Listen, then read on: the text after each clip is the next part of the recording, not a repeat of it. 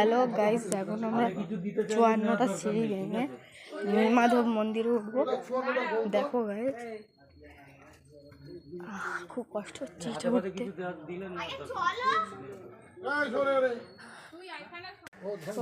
খুব কষ্ট হচ্ছে গাইস, বলবো আমরা বাইরে সিঁড়ি দিয়ে উঠছি, ভেতরে আরো সিঁড়ি আছে, দাঁড়াও দেখাচ্ছি। টাটা। তো গাইস ওর ভেতরে উঠবো, দেখো গাইস।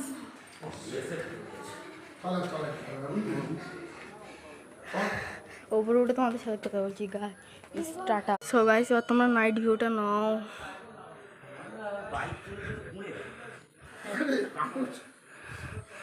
লাইট জ্বালিয়ে দিয়েছে গাইস, দেখো। আর তলায় অনেক সিঁড়ি আছে। তো গাইস মন্দিরের ভেতরে অনেক দোকান আছে, দেখো।